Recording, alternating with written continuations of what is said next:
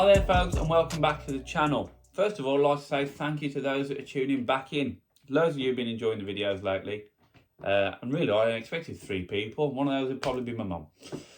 So thank you very much for tuning back in. Today I'm going to show you a pheasant tail nymph. Now, since nymphing began, I'm talking Frank Sawyer days, back in the old days, a pheasant tail has never left a fly box since then. And so it shouldn't. I'm going to show you a variation known as a Frenchie today, although there's thousands of different variations. A Frenchie really suits its way to modern nymphing methods. It's got everything you need in a fly and nothing more. There's so many different ways you can customise the colour variations. It's insane. They're super simple to tie for all levels of tyers, and you could fill a fly box with these in literally half an hour, and you could go anywhere in the world fishing for any species, and you'd probably catch on a pheasant tail nymph in one size or another. So let's get straight into it, and I'm going to show you how to tie these right now. So back again, and probably the simplest nymph that I've tied so far, but it's such an effective pattern I have to include it. And we're going to start off with a 3.5mm copper bead. Wrap that in place and secure it. So we've got a 3.5mm copper bead here, and a size 14 jig hook. But I tie these in the smallest you can tie them and the biggest you can tie them. You know, 8s, 10s would fish, right the way down to 20s, 22s. But I normally tie them in, you know, 14s, 16s, 18s. That's my sort of go-to range I recommend for a box, depending, obviously, totally on where you're fishing. So I put some nano-silk down the hook there until I get to where I want the tail to be tied in. From here I'm going to use Coq De Leon. I'll talk you through. You know what, I really can't talk on these videos at all, can I? I'm going to talk you through why I use Coq De Leon over using actual pheasant tail. Just measure that up against the hook. Just want it, prefer a nice short tail on these rather than something too long. 2 wraps, that's too long, so I'm going to take 1 wrap off, and I'm just going to push up, take the tension away, come back in. Still a bit long for me, so I'm going to push up again, re-tension, re-tie. And that's just about how I like it. So I'm going to tie all that in right the way up. Yeah, so I use Coq De Leon over pheasant tail. It's a stronger fibre. I love the barred colour effect on it. And it's less dense. Anything you're doing with nymphs,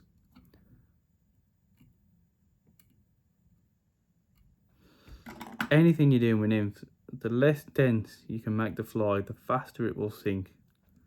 And the less weight you need, and that's always the aim when it comes to nymphs, especially for your modern Euro nymphing methods.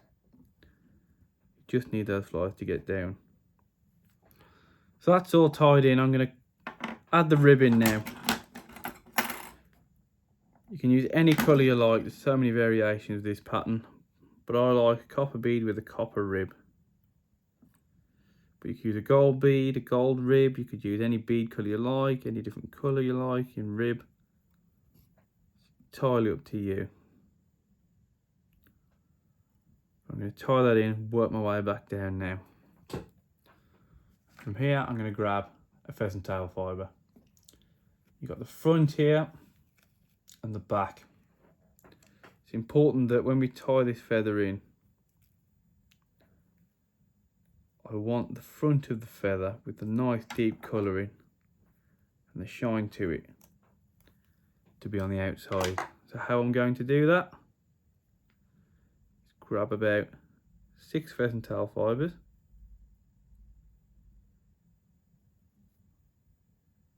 work them down to the tips, and I'm going to tie them in at the tips. This helps the fly to stay nice and thin.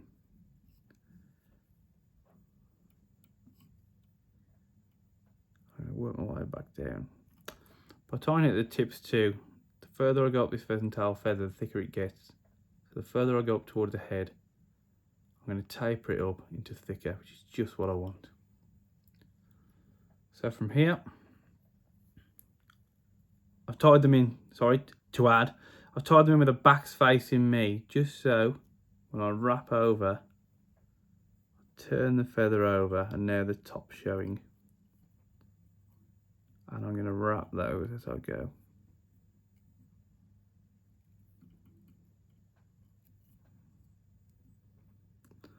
You notice I haven't taken the thread up to the head of the fly first. And the reason why is as I'm wrapping this now, the weight of this bobbin pushing back keeps all the fibres nice and together, and you don't end up with thread gaps in between your pheasant tail fibres, which can happen. Just keeps them all together. I'm going to get to the head there. Going to take 3 or 4 wraps, tie them in.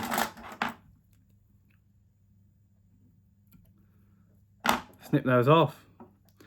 Pheasant tail's a very weak fibre, so it's important that we counter rib it. Add to the longevity of the fly. When it comes to toothy brownies, man, if you didn't rib pheasant tail, you're looking at one fish before your fly's going to retire sometimes.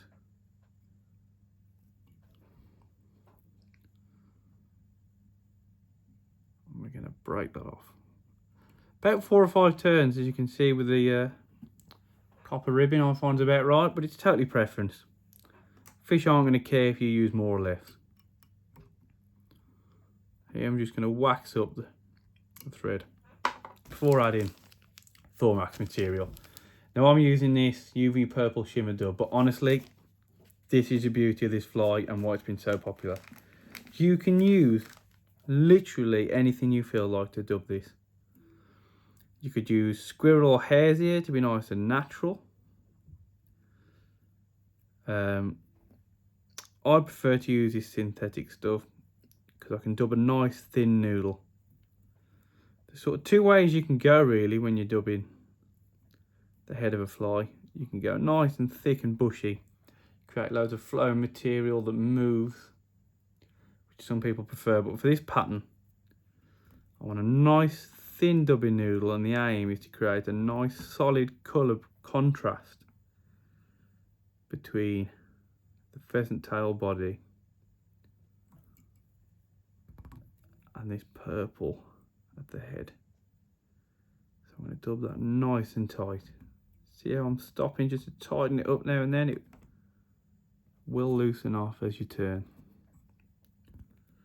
That's about enough. Don't want to overdo it.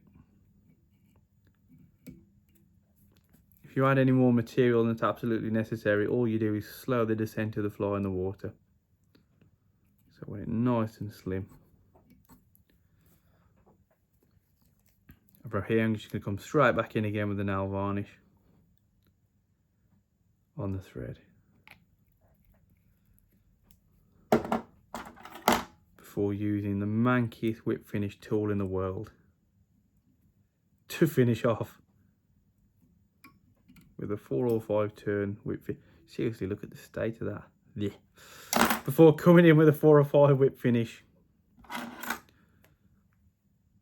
and trimming off. And that's a finished fly. Honestly, tie these up, fill a box with them. The pheasant tail material was used in some of the first nymphs by Frank Sawyer, and it's still used today for a reason. They're so effective.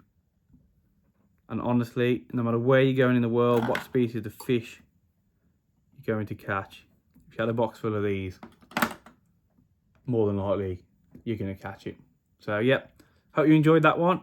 Thanks for watching.